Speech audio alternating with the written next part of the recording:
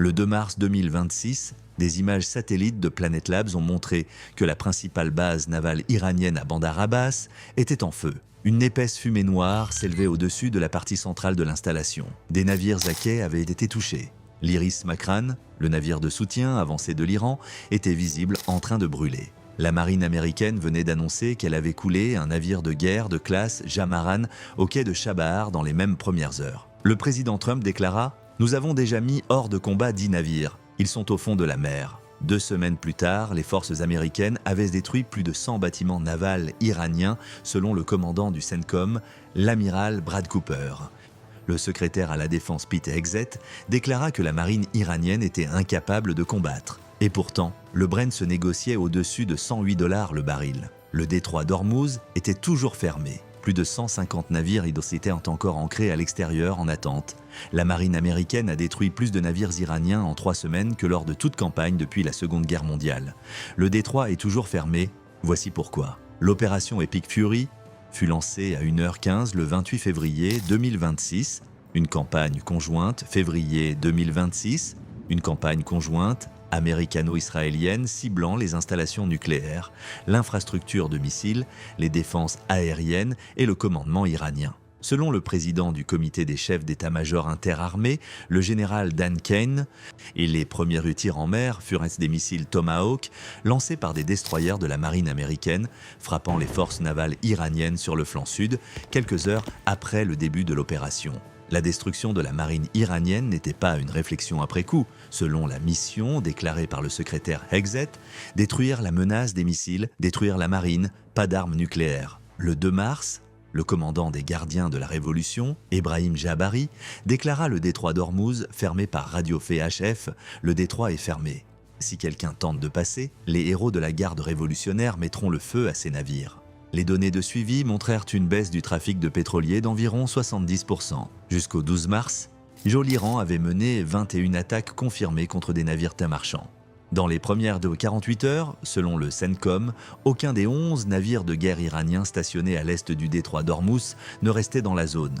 Les frappes touchèrent toutes les principales bases navales iraniennes, Bandar Abbas, Chabahar, Konarak, Bushehr et Bandar Machar. Les images satellites montrèrent de multiples incendies, des navires coulés et des bâtiments détruits dans toutes les installations. Le 4 mars, un sous-marin d'attaque rapide de la marine américaine tira une unique torpille Mark 48 sur l'Iris Dena, une frégate de classe Mudge, dans l'océan Indien au sud du Sri Lanka. Selon Stars and Stripes, le secrétaire Hegseth et le général Kane confirmèrent qu'il s'agissait du premier naufrage au combat d'un grand navire de guerre par un sous-marin américain depuis la Seconde Guerre mondiale. Le ministre iranien des Affaires étrangères Araghchi le condamna comme une atrocité en mer. Au 9 mars, le président Trump déclara publiquement que les forces américaines avaient de couler 51 bâtiments navals iraniens.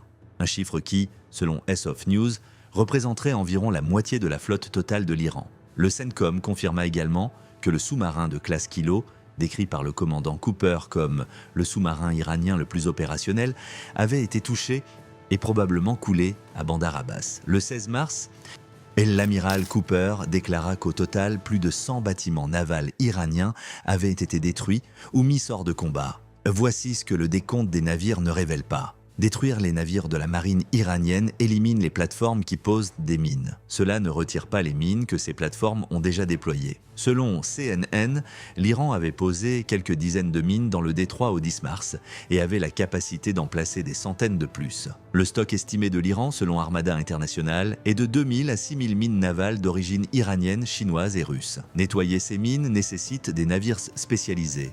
Des bâtiments de contre-mesure contre les mines équipés de sonars, de véhicules téléopérés et d'équipes de plongée formées spécifiquement pour ce travail. Les forces militaires américaines n'ont actuellement aucun navire de contre-mesure contre les mines opérant dans le golfe Persique. Nettoyer le détroit des mines ne peut pas être fait rapidement et ne peut pas être fait sous le feu ennemi. Le processus se mesure en semaines, au minimum. La flotte asymétrique de vedettes rapides de l'Iran n'a pas été éliminée. Les gardiens de la Révolution maintiennent des centaines d'embarcations d'attaque rapide, beaucoup dispersées dans des complexes de tunnels souterrains le long de la côte qui sont difficiles à cibler depuis les airs. L'Iran continue de déployer des bateaux-bombes téléguidés dans le détroit, certains déguisés en bateaux de pêche, utilisant le chiffrement et le saut de fréquence pour résister au brouillage électronique. Et le marché pétrolier raconte l'histoire clairement. Quand l'opération Epic Fury a commencé, le Brent se négociait autour de 65 $ le baril. Le 8 mars, il a franchi les 100 $. Pour la première fois en 4 ans, il a atteint un pic de 126 $, selon le suivi Wikipédia. Après les frappes sur l'île de Karg, le principal terminal d'exportation pétrolière de l'Iran, le Brent a brièvement touché 119 $ avant de reculer à environ 108 $. Le brut de Dubaï, référence asiatique, a atteint un record historique au-dessus de 150 $. L'AIE a annoncé la plus grande libération de réserves d'urgence de son histoire, 400 millions de barils. Le marché l'a largement ignoré. Selon des analystes d'ING cités par CNBC, la seule façon de voir les prix du pétrole baisser de façon durable est de faire couler le pétrole à travers le détroit d'Ormuz. Le Japon obtient environ 70% de son pétrole du Moyen-Orient via Ormuz. La Corée du Sud, 70%. La Chine reçoit environ un tiers de son approvisionnement total en pétrole via le détroit. Goldman Sachs a averti que de nouvelles hausses du prix du pétrole créeraient probablement une récession chez les principaux pays importateurs de pétrole. Rouvrir le détroit d'Ormuz nécessite 3 choses et elles doivent se produire dans l'ordre. Premièrement, la capacité de l'Iran à reminer le détroit et à lancer de nouvelles attaques doit être dégradée au point où le trafic commercial peut transiter sans être ciblé. Les rapports suggèrent que cela est largement en cours. La marine conventionnelle de l'Iran est en grande partie détruite. Les attaques de missiles ont chuté de 90% selon le général Kane, et les attaques de drones de 83%. Mais largement en cours n'est pas la même chose que terminé. Les vedettes rapides sont encore là, les bateaux-bombes sont encore là, les batteries de missiles côtiers sont encore là.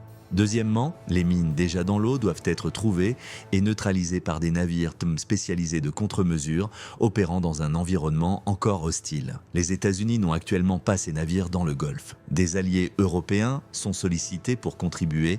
La France a déployé le groupe aéronaval du Charles de Gaulle vers la région et l'Italie, l'Espagne, les Pays-Bas, que l'Allemagne et la Grèce ont des navires dans la zone selon Armada International. Mais coordonner une opération multinationale de déminage pendant que l'Iran a encore des bateaux-bombes et des missiles côtiers est, selon l'analyste de défense Farzin Nadimi, un processus qui se mesure en semaines, pas en jours. Troisièmement, les compagnies de transport maritime doivent avoir suffisamment confiance pour envoyer leurs navires. Et les assureurs doivent être disposés à les couvrir à des taux qui rendent le transit économiquement viable. Les primes d'assurance risque de guerre ont bondi de 0,125% à entre 0,2 et 0,4% de la valeur du navire par transit. Une augmentation d'environ 250 000 $ pour un très grand pétrolier. Donc cette prime ne baisse pas tant que les navires ne transitent plus pas réellement en sécurité. Et les navires ne transigeront pas tant que la prime ne baisse pas. Seul un passage sûr soutenu peut briser ce cercle vicieux. Le 19 mars, le Premier ministre israélien Benjamin Netanyahou déclara qu'Israël aidait à rouvrir le détroit d'Ormuz et que l'Iran avait perdu la capacité d'enrichir de l'uranium et de fabriquer des missiles balistiques. La guerre pourrait se terminer plus tôt que les gens ne le pensent. Le nouveau guide suprême de l'Iran envoya un message différent, jurant que le détroit resterait fermé jusqu'à la fin de la guerre. L'Iran autoriserait les navires de certains pays, Chine, Russie, Inde, Pakistan et Turquie, à passer tout en bloquant le trafic des pays alignés sur l'Occident. La marine américaine a détruit plus de navires iraniens en 3 semaines que lors de tout affrontement depuis la Seconde Guerre mondiale. Plus de 100 bâtiments coulés ou mis hors de combat. Le sous-marin de classe Kilo au fond du port de Bandar Abbas. L'Iris Dena au fond de l'océan Indien, le porte-drone de l'Iran disparu. Son navire de soutien avancé disparu. Le détroit d'Ormuz est toujours fermé parce que la marine n'est qu'une couche de la façon dont l'Iran contrôle cette voie maritime. Les mines en sont l'autre. Et les mines, ils sont toujours là.